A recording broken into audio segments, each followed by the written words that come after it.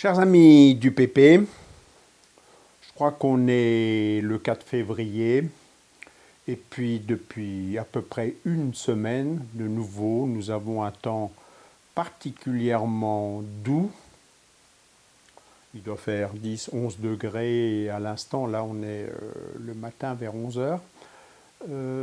Et par conséquent, commence sérieusement à se poser la question: est-ce que je ne commencerai pas à semer, à planter, etc., etc.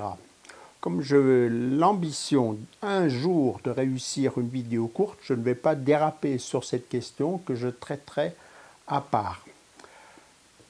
J'ai commencé à me préoccuper en tout cas des questions de semences. Et alors là, je ne sais pas si vous êtes comme moi. Je pense qu'il y a des gens qui sont comme moi, et puis il y en a d'autres qui sont l'exact contraire de moi. L'humanité est diverse et il y a des gens qui sont rangés, donc qui soigneusement traitent leurs semences, les rangent, les étiquettes, etc. Jettent les sachets qui sont périmés. Et puis, il y a des gens qui sont même maniaques, ça existe, hein, des gens extrêmement maniaques.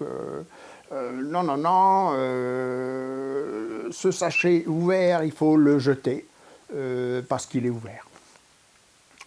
Je vais acheter un sachet tout neuf.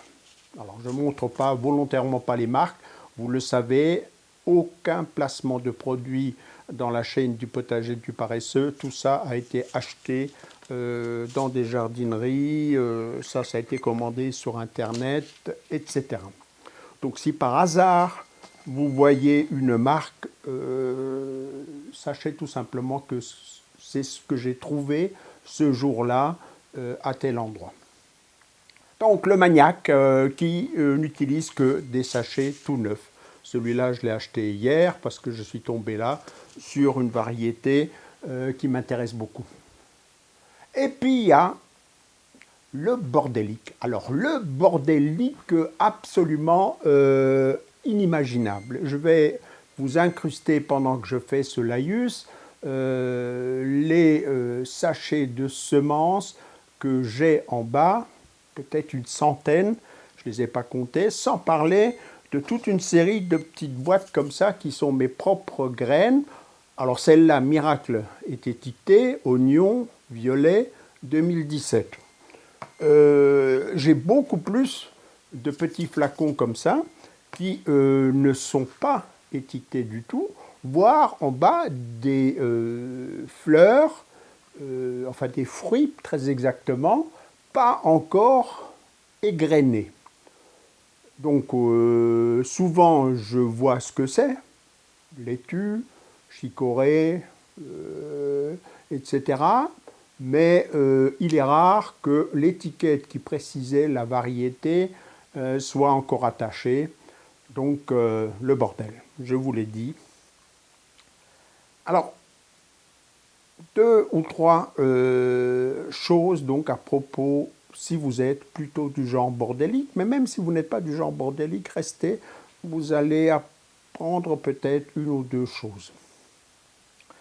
Donc la question qui se pose, évidemment, c'est: est-ce que ces graines sont encore bonnes?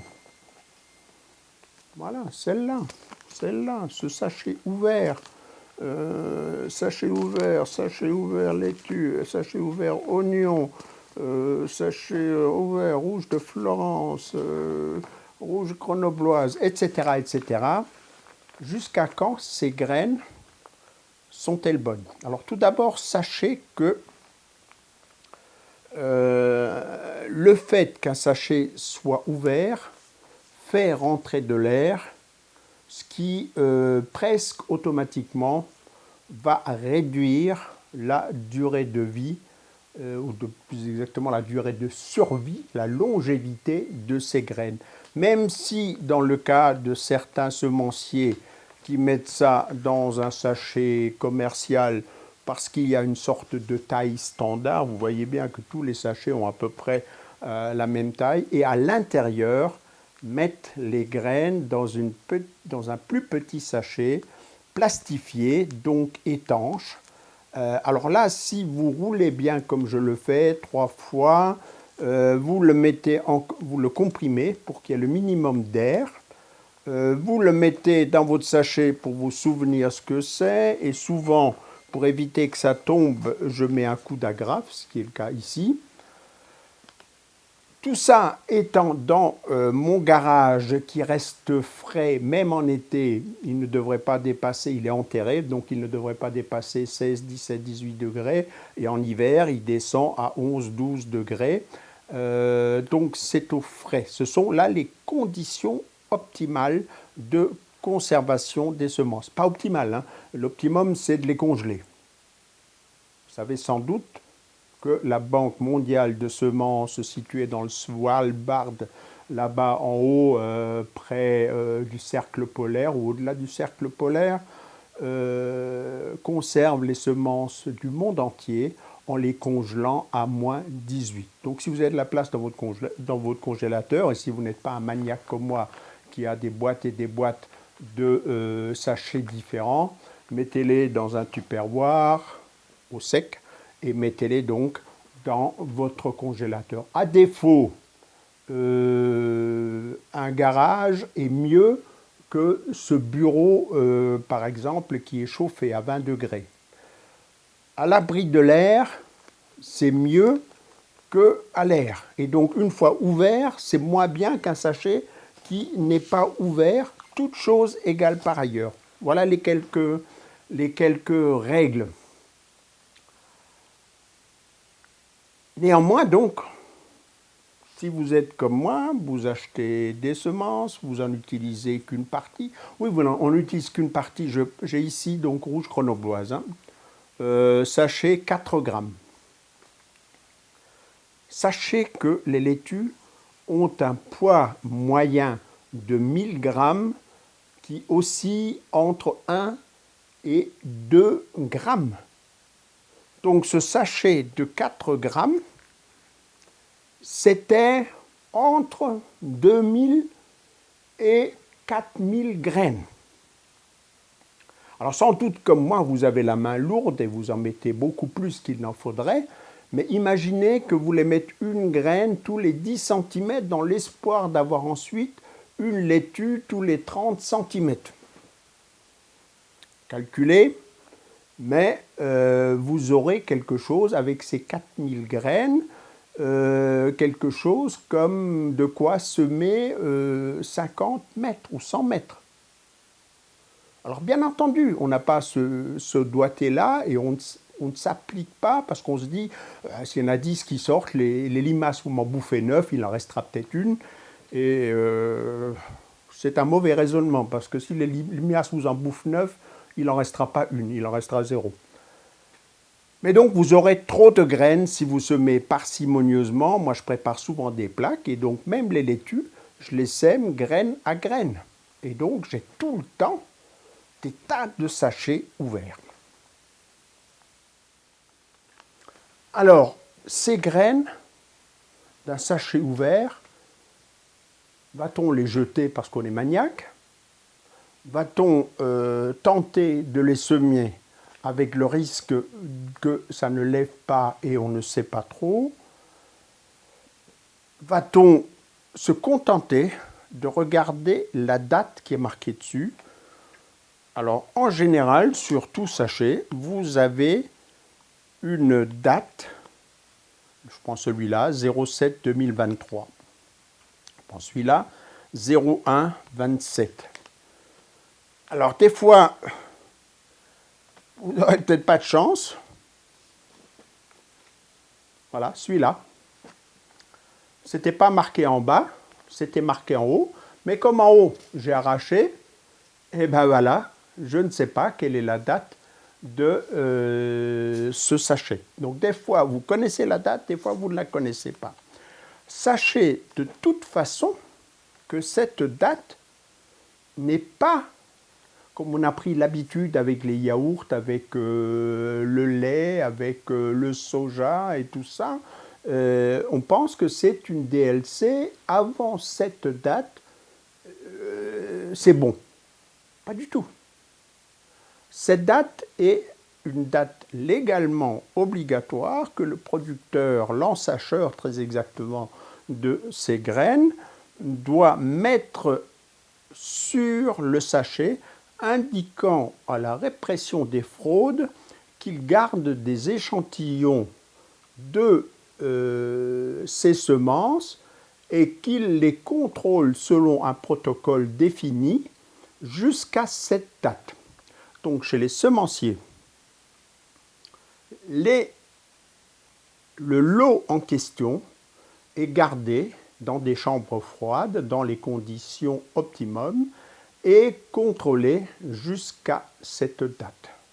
Ça ne veut en rien dire que ce même sachet qui a traîné dans une jardinerie près du chauffage, qui était, je ne cite pas la marque, mais beaucoup de jardineries, c'est des grandes serres, donc dans lesquelles l'été il fait bien chaud quand vous y rentrez, et vous avez là le présentoir de semences qui sont en train de cuire au soleil. Donc, dans ce cas-là, la durée de survie de ces graines aura été considérablement raccourcie. Après, Didier, il l'a ouvert, donc il a mis de l'oxygène, la vie est raccourcie. Et donc, en conclusion, cette date, en particulier pour un sachet ouvert, mais pas que, n'est pas fiable. Et donc, il vous faut, quand vous avez des collections et des collections de sachets comme moi, faire des tests de germination. Je vais juste vous montrer comment je fais ça et préciser 2 petits points supplémentaires. Allez, on va voir du côté de la fenêtre. Alors, comment est-ce que je fais mes tests de germination? Eh bien, je trouvais finalement, sachant que je suis distrait, j'essaye donc d'intégrer l'ensemble de mes défauts dans ma façon d'agir. J'ai trouvé une façon extrêmement pratique que sont ces récupérations de boîtes. Alors des fois c'était de l'alimentaire. Ça c'est plutôt du Leroy Merlin, il y avait là-dedans je ne sais pas moi quoi, une serrure ou quelque chose comme ça. Bref, il vous faut une boîte plastique transparente et avec un couvercle. Notez que si vous n'avez pas le couvercle, vous pouvez très bien fermer ça avec un film plastique. Des tupperwares de ce style-là marchent aussi. Donc comment est-ce que je fais? De façon très très simple, comme vous le voyez là. Je mets dans le fond de cette boîte du papier WC, plié en 2 ou en 4, ou du sopalin, que je mouille sous le robinet. Je verse l'excès d'eau. N'oubliez jamais que le jardinage n'est pas la riziculture et que beaucoup de jardiniers font plus de dégâts avec des excès d'eau que du bien, que ce soit aux graines ou aux plants. Retenez une chose de cette vidéo, jardiner, ce n'est pas de la riziculture. Vous mettez en règle générale, sauf exception, beaucoup trop d'eau. Vous noyez les plantes, ce qui va limiter les apports d'oxygène et éventuellement conduire à des pourritures. Donc, vous avez mis votre papier sous le robinet, vous versez, le papier est humide et l'avantage de ces couvercles-là, c'est que le papier reste humide. Comme vous pouvez le voir ici, il y a des condensations sur cette boîte-là. Celle-là, on a un peu moins, mais on a quand même ici. Celle-là etc. Donc ça veut dire qu'à partir de ce moment-là, je suis tranquille. Je l'ai dit, je suis distrait, je fais des tas de choses et j'oublie. Quand vous faites ça sur une assiette, ça marchera aussi. Simplement, tous les jours, il faut veiller à ce que le papier reste humide, parce qu'il n'y a rien de pire pour une graine que de commencer à germer et de se dessécher. Là, c'est la mort assurée de la graine avant même que vous vous en rendiez compte, avant qu'il y ait des racines ou des feuilles qui sortent. Et donc, vous allez conclure à tort que les graines sont mortes. En fait, c'est vous qui étiez distrait. C'est ce qui m'arrivait. Donc, tous les jours, je veillais, je mettais quelques gouttes d'eau, puis un jour, j'étais par Mont et par Vaux, et je ne mettais pas d'eau. Tiens, ça rime, par Mont et par Vaux, et je ne mettais pas d'eau. Donc, j'ai trouvé ça, et là, l'une de ces boîtes, celle-là, par exemple, ici, est datée du 23 janvier, donc elle a à peu près 15 jours, et je n'ai jamais remis d'eau. Donc moi, personnellement, je trouve ça extrêmement pratique. Extrêmement pratique.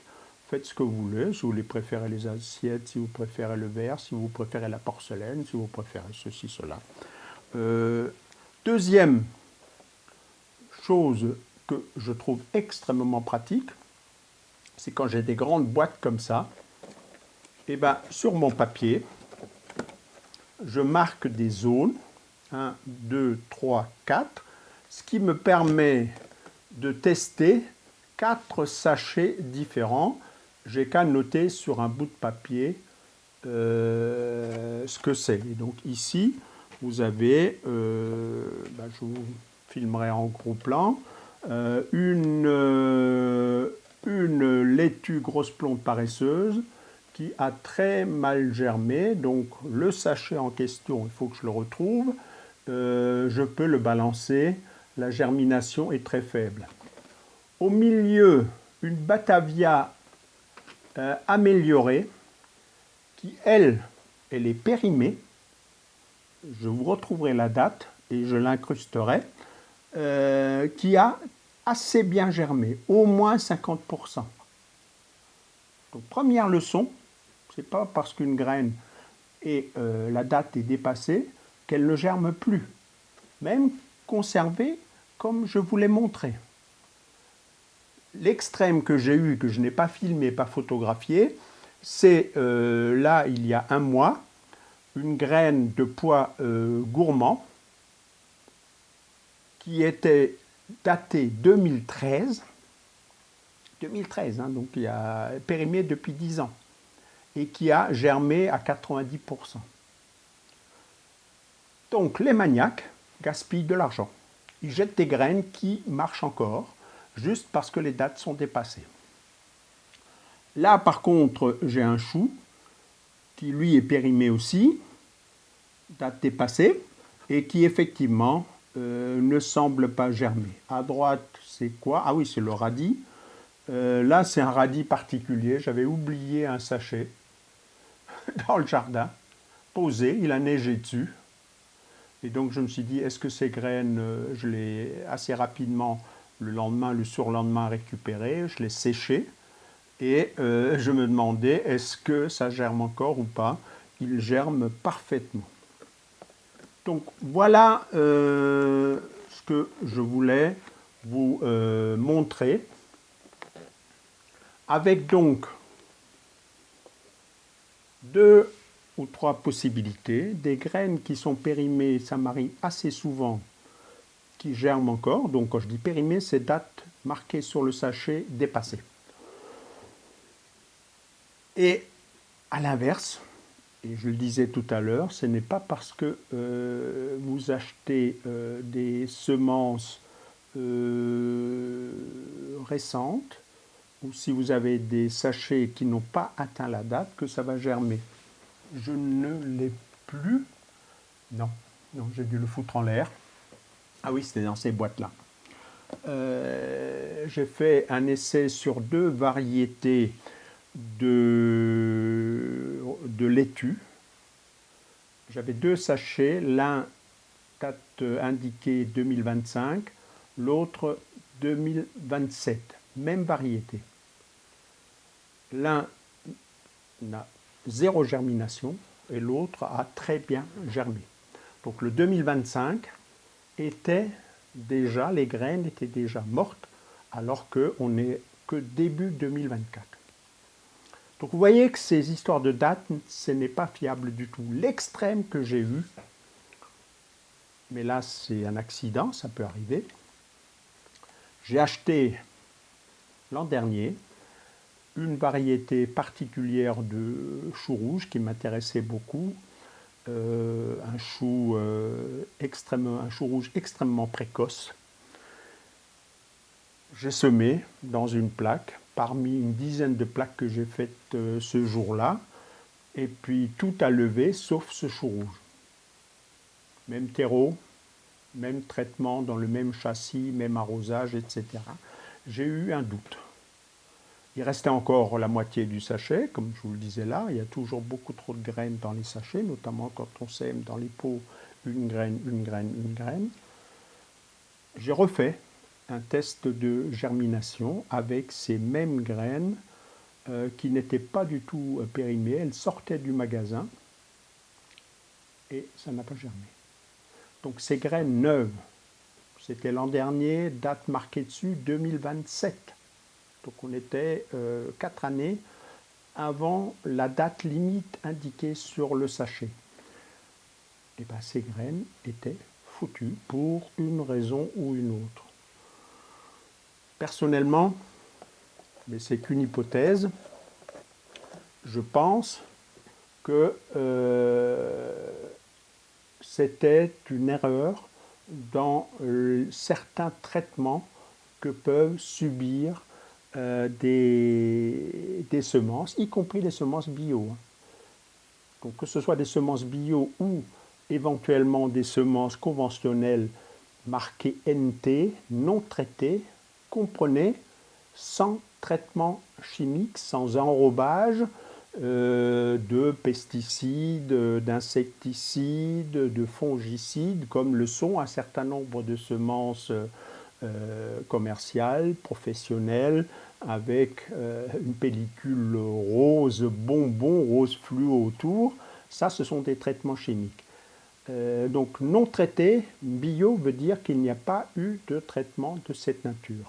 Mais il y a, pour garantir le fait que votre semence soit indemne d'un certain nombre de maladies qui se transmettent par les graines, les graines subissent un certain nombre de traitements, par exemple, tout simplement avec de l'eau chaude. Pendant un temps donné, on va tremper ces graines très rapidement dans de l'eau à, c'est très précis, 54 degrés pendant 3 minutes, parce qu'on sait que c'est suffisant pour tuer les spores qui sont autour de la graine sans que la chaleur n'atteigne l'embryon et ne détruise l'embryon. Ça, c'est un exemple. Il existe un rapport de l'ITAB, donc de l'Institut technique de l'agriculture biologique, qui avait organisé il y a quelques années un congrès autour de cette question des traitements des semences bio, parce que c'est un vrai problème, un sérieux problème de trouver des méthodes pour débarrasser de façon non chimique les graines d'un certain nombre de parasites, d'un certain nombre de maladies que ces graines peuvent colporter. Donc là, mon hypothèse est que ce lot de graines avait été foiré, le traitement avait été foiré, quelqu'un avait été distrait, au lieu de laisser 3 minutes, les a laissés 13 minutes, ou quelqu'un ou a appliqué la température pour les courges, c'était du chou rouge, donc la courge étant une grosse graine, on peut y aller peut-être un peu plus brutalement, et peut-être que la machine était tout simplement restée réglée sur la température trop importante. Voilà donc un tout petit peu ces histoires de graines et comment je fais mes tests. Un dernier point, on est ici dans mon bureau côté nord de la maison. Vous voyez que je mets ces boîtes ici près de la fenêtre, ce qui ne les empêche absolument pas de s'étioler. On dit dans le langage courant, ça file. Comme vous voyez, ces graines-là sont très... Enfin, ces plantules-là sont très, très allongées. Je m'en fous puisque ce que je vous dis là est uniquement vrai pour le test de germination. Donc au contraire, ça me permet de voir que ça pousse. Comme je ne vais pas les planter, je m'en fous que ce soit étiolé. Bord de fenêtre nord, parce que ce type de boîtes qui ont donc l'avantage de garder l'humidité, si vous les mettez sur une fenêtre sud ou une fenêtre orientée est ou ouest, le soleil cogne dessus pendant 2, 3, 4, 5, 6 heures et c'est évidemment une étuve et la température va tellement monter là-dedans que vos plantules vont être cramées avant même d'avoir eu le temps de sortir. Donc si vous mettez à la lumière, toujours à un endroit où il n'y a pas de soleil direct qui frappe sur ce type de boîte fermée. Alors j'ai presque tout dit, et la vidéo va être relativement courte, mais je vais quand même vous montrer quelque chose. Mais je vais d'abord me réinstaller dans mon canapé. Alors, je pense que un jour, dans une vidéo, mais c'était peut-être il y a 5-6 ans, j'avais fait une de ces tirades sur le fait que malheureusement, la littérature jardinière est extrêmement consanguine. Ça veut dire quoi? Ça veut dire que quelqu'un un jour a écrit quelque chose et depuis 50 ans, 100 ans, 150 ans, parce que je trouve des fois des tirades qui font référence aux fameux maraîchers de Paris, qui n'avaient pas tout faux, mais qui n'avaient pas toujours raison non plus. Et donc, on recopie, on recopie, on recopie sans vérifier. Alors, je vais vous donner un exemple très précis d'un connard. Mais alors, le gros con qui écrit une de ces bêtises sans vérifier, ce connard, c'est moi. Voilà, dans mon 3e livre, à la page 256, en note de bas de page, j'ai écrit ce qui était une de ces choses que j'avais lues et relues et relues et crues, comme un connard. Je vais vous lire ce que j'ai écrit. Les graines de laitue ont besoin de lumière pour germer. Tapez cette phrase sur Internet et vous trouverez des tonnes et des tonnes de gens qui affirment ça. Et donc, moi. La réussite des semis est liée à un semis très superficiel. Plus on enterre les graines et moins elles germent. Voilà donc, les graines de laitue ont besoin de lumière pour germer. Alors récemment, comme j'ai fait, j'avais tout ce fatras sous le rebord de ma fenêtre, et c'est là-dedans, il y avait ces fameuses laitues où celle de 2025 a germé, et celle de 2027 a germé, et celle de 2025 n'a pas germé. Je me suis dit, tiens, mais au fait, est-ce que cette idée de laitue qui ne germe pas s'il n'y a pas de lumière, est-ce que c'est vrai ou est-ce que c'est faux? Ça ne va pas me coûter bien cher. J'ai là un sachet parfaitement opaque, parce que j'ai vérifié. Vous pouvez mettre votre nez là-dedans, c'est noir, même sous la lampe. Et donc, j'ai fait ce que j'appelle un essai, toutes choses égales par ailleurs. Je vous en parlerai un peu, mais en agronomie, on fait toujours des essais, toutes choses égales par ailleurs. Et hélas, déplorable habitude des jardiniers, c'est de ne pas faire ça. ils font tel traitement sur les tomates, constatent qu'il se passe telle chose et en déduisent que le traitement est efficace. Sans témoin, c'est une affirmation gratuite. Pour pouvoir affirmer quelque chose, il faut absolument s'assurer que c'est toute chose égale par ailleurs. Donc là, je veux voir est-ce que la lumière est nécessaire ou pas. Donc, je prends le même sachet de semences, de la même variété, c'est une reine de mai de pleine terre, je ne cite pas la marque, date janvier 27. Je prends le même papier sopalin, selon la méthode que je viens de vous décrire. Je verse dans les deux cas pour être sûr qu'il n'y a pas d'eau dans le fond, de la même façon. Dans les mêmes boîtes de sopalin, parce qu'il y a un couvercle vert, donc ça pourrait éventuellement jouer sur la lumière. Et bien entendu, celle-ci qui était donc au noir là-dedans, ces deux boîtes sont toujours restées ensemble pour être à la même température. Alors j'ai déjà ouvert il y a 8 jours, et depuis j'attends de prendre le temps de filmer ça, mais je peux déjà vous donner le résultat.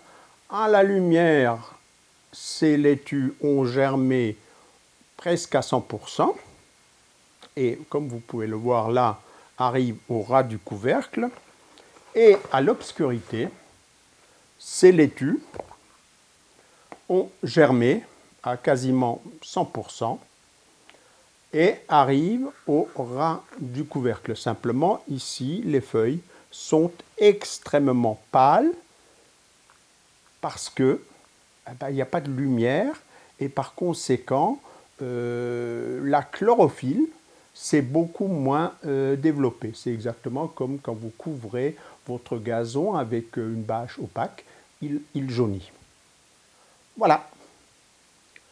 Donc j'affirme que les laitues n'ont nullement besoin, en tout cas pour cette variété-là, il faudrait affirmer quelque chose avec force, l'essayer sur tous les sachets de laitue que j'ai. Cette variété-là n'a nullement besoin de lumière pour germer. Dans les deux cas, le taux de germination est à peu près de 100%. Et donc, je peux vous affirmer que j'aurais mieux fait de vérifier avant d'écrire cette connerie. Si jamais il y a une nouvelle édition de ce livre, bien évidemment, je vais faire le nécessaire pour corriger cela. Alors, je ne vais pas enlever la phrase. Je vais dire, on dit généralement que les laitues ont besoin, etc. Mais c'est une énorme connerie. Par contre, ce que j'ai écrit par la suite, qu'il ne faut pas trop l'enterrer, est tout à fait vrai pour tout à fait une autre raison qui n'a rien à voir avec la lumière, qui a à voir avec les réserves qu'il y a dans cette graine. Je l'ai dit tout à l'heure, 1000 à 2000 graines par gramme. Par conséquent, une graine, c'est un demi-milligramme à 1 milligramme.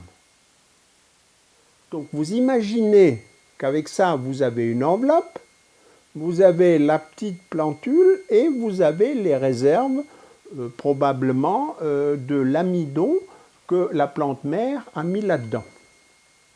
Et donc 1 milligramme, moins d'1 milligramme d'amidon, vous comprenez bien que ça ne va pas aller très très loin.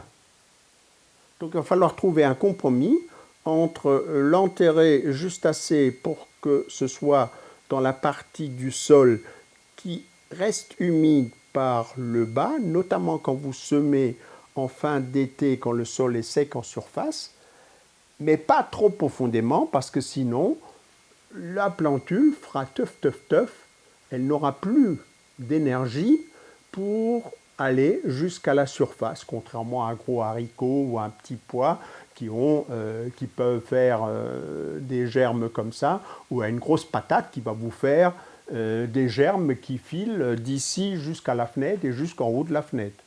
Parce qu'évidemment, dans une patate, il y a beaucoup d'énergie.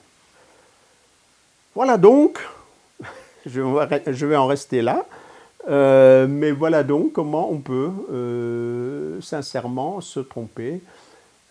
Franchement, étant auteur, écrivant beaucoup sur certains forums, etc., faisant des conférences, vous vous doutez bien que je suis dans l'incapacité de tout vérifier, même si je prends soin, dans la majorité des cas, de vous faire des vidéos ou d'écrire des livres qui sont basés sur ce que j'observe dans mon potager. La science qu'il y a autour, bien évidemment, je n'ai pas de microscope, bien évidemment, je n'étudie pas l'ARN, bien évidemment, je ne fabrique pas moi-même des hybrides, etc., etc. Donc là, je reprends des choses qui, en général, me paraissent crédibles. Là, sur la laitue, ça m'a paru crédible parce que j'ai toujours vu mon père jeter des graines et puis simplement, l'été, hein, et puis simplement frotter les pieds pour que ça se mélange avec la couche superficielle de terre. Donc je me suis dit, tiens, c'est peut-être parce que ces laitues ont besoin de lumière. En fait, non, ces laitues ont peu d'énergie dans la graine, donc il faut qu'elle soit assez superficielle.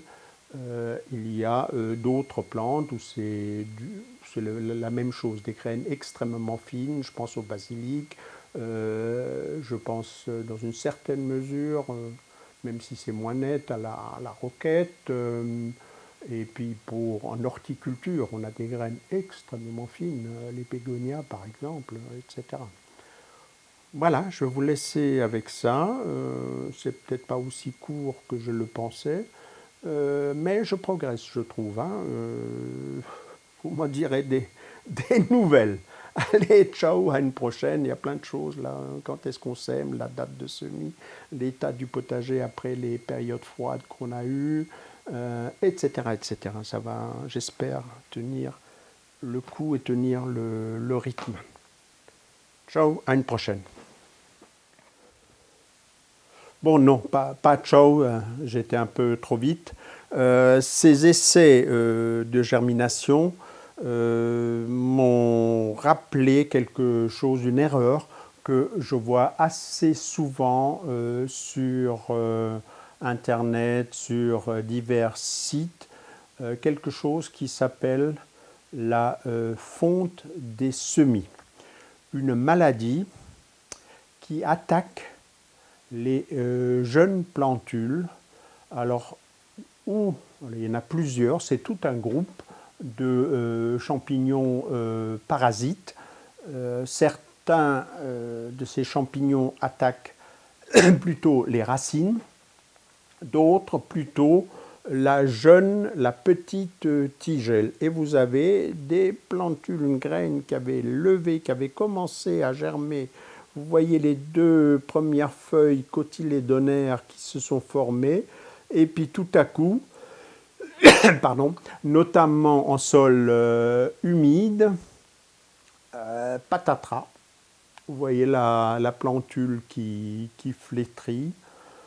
Si par chance, entre-temps, il fait un peu sec, vous pensez que c'est la sécheresse et vous redoublez d'arrosage, donc vous retombez dans la riziculture furieuse de beaucoup de jardiniers qui pensent évidemment que s'ils ne sont pas là pour sauver leurs plantes, ces pauvres plantes crèveraient. Heureusement que eux, jardiniers, sont là pour sauver les plantes et la terre entière. Donc ils arrosent, ce qui fait qu'empirer les choses, c'est-à-dire ils favorisent le champignon au détriment de la plantule et en général c'est la fin. Donc la fonte des semis n'est pas ce que vous pourrez voir parfois sur des tests de germination comme celui-là. Donc là c'était une feuille de chêne de je ne sais plus quelle origine. Vous voyez là c'est une connerie, je n'ai pas marqué. Je crois que ce sont mes propres graines, et rien n'a levé. Ces graines, du point de vue du vivant. Hein, essayez toujours d'être biologique et de raisonner, je vous l'ai déjà dit, comme un légume ou comme une bactérie ou comme un champignon, quelque chose comme ça. Pour des champignons dont les spores sont partout, y compris dans cette boîte qui avait été lavée, dans laquelle il y avait eu je ne sais plus quel aliment, y compris sur ce papier sopalin qui sort d'une usine chimique à haute température avec des acides, etc. Du point de vue des champignons, ces graines mortes, c'est tout simplement de la matière organique morte. Pareil, du foin, des feuilles mortes, ce que vous voulez. Hein. Donc c'est quelque chose que ces organismes-là, ces champignons dits saprophytes, c'est-à-dire bouffeurs de matière organique morte, littéralement voilà ce que veut dire saprophyte de par ses racines grecques, ces champignons donc vont tout simplement s'attaquer à ces semences mortes. Donc là, quand vous voyez ça, ce n'est pas de la fonte de semis, c'est que vos semences étaient mortes et que les champignons saprophytes ont très bien pigé que ces semences étaient mortes, que ces graines ne se défendraient pas, alors que d'autres graines qui tardent parfois, j'ai là-bas des carottes qui sont lentes à lever, hein, donc la moitié des graines a dû germer au bout d'une dizaine de jours et l'autre moitié n'est toujours pas moisie, mais n'a pas germé encore. Donc signe probable que ces graines qui n'ont pas encore germé sont bien vivantes, simplement elles ne sont pas encore sorties de leur torpeur. Mais elles ont les mécanismes de défense, les substances de défense contre les champignons. Elles sont vivantes, donc pour un saprophyte, un champignon bouffeur de matière organique morte, ça veut dire pas touche. La fonte des semis, ce ne sont pas des champignons saprophytes, ce sont des champignons parasites. Parasite égale je m'attaque à quelque chose de vivant. La tuberculose est un parasite de l'homme ou de la vache, etc. Donc là, on s'attaque à de la matière vivante. Et donc c'est une plantule qui s'est formée. Donc la graine était bonne, mais fragile, fragilisée éventuellement par des conditions météo difficiles, par un sol ingrat, trop humide, pas assez d'oxygène, trop favorable aux champignons. Et dans la bagarre que se livrent les plantes contre les parasites, ce jour-là, la plantule était trop faible et le parasite a gagné. Voilà donc, et là c'est définitivement fini avec cet éclairage sur fonte des semis et moisissure, pourriture, décomposition, minéralisation des semences lorsqu'elles sont mortes, comme n'importe quelle matière organique morte qui est mise dans des conditions favorables aux vivants, température, humidité. Et basta. Il y aura forcément des champignons. Au passage, notez que si vous pensez sulfater votre jardin pour le débarrasser des spores, les spores de champignons saprophytes, il y en a partout, y compris ici dans mon bureau, y compris dans cette boîte proprement lavée et y compris dans ce papier sopalin. Définitivement, ciao, à une prochaine. Définitivement terminé, avais-je dit hier soir, et je reprends quand même la main. Franchement, ce n'est pas pour me foutre de votre gueule, mais ce matin, chose tout à fait intéressante dans la suite de ce que je vous racontais, et donc en lien direct avec le sujet. Hier, j'ai fait ici des gros plans, ceux que vous avez vu incrustés à propos de ce semis de carottes qui avait partiellement levé seulement, et je vous l'ai dit, distrait, happé par autre chose, peut-être la faim. Je suis parti et j'ai laissé hier soir cette boîte ici ouverte. Et ce matin, tout était sec. Et évidemment, donc, ce qui avait commencé à germer était desséché et les graines qui étaient encore susceptibles de germer, à supposer que la plantule recommençait à s'activer, l'absence d'eau lui a scié l'herbe sous le pied. Alors c'est chiffonné parce que dans un premier temps, avant de penser à vous montrer ça, je l'avais foutu à la poubelle. Donc en une seule nuit, un papier comme ça, exposé sans couvercle, sans que ce soit fermé, est capable de se dessécher et donc de faire foirer un test de germination. D'où, à mon avis, à mon humble avis, l'intérêt de ce système de fermeture. Ce qui me permet de rajouter deux choses. L'une que j'ai complètement zappée, certains vont penser, mais les pauvres graines, elles vont manquer d'air. Alors réfléchissez vite quand même. Je vous ai dit que les graines de laitue, quelques milligrammes par graine, j'en mets 50 milligrammes de matière organique, ça ne va pas absorber 25 litres d'oxygène. Il y a juste une proportion, je pourrais la calculer, entre C6H12O6, donc le glucose, détruit par 6 molécules d'oxygène pour donner du gaz carbonique. Donc il y a dans toutes ces boîtes largement assez d'oxygène. Mais dès qu'elles sont ouvertes, c'est le papier qui se dessèche. Alors vous allez me dire, il n'y a qu'à mettre beaucoup plus d'eau. À ce moment-là, vous avez vos graines qui sont noyées dans l'eau, absence d'oxygène, elles ne germeront pas, vos tests de germination vont foirer. Faites ce que vous voulez, je l'avais dit en introduction, mais voilà donc, un élément qui permet d'affirmer que ce système de boîte avec couvercle est quelque chose qui vous simplifiera grandement la vie. Enfin, vous faites ce que vous voulez, c'est quelque chose qui me simplifie grandement la vie. Voilà la vraie tournure, la bonne tournure. Je vais m'habituer à ne pas dire il faut faire comme ça, il faut faire comme je le fais. Vous faites ce que vous voulez. La seule il n'y a qu'une fois dans la vie où il faut, c'est mourir à la fin. Tout le reste, ce sont des choix que l'on fait.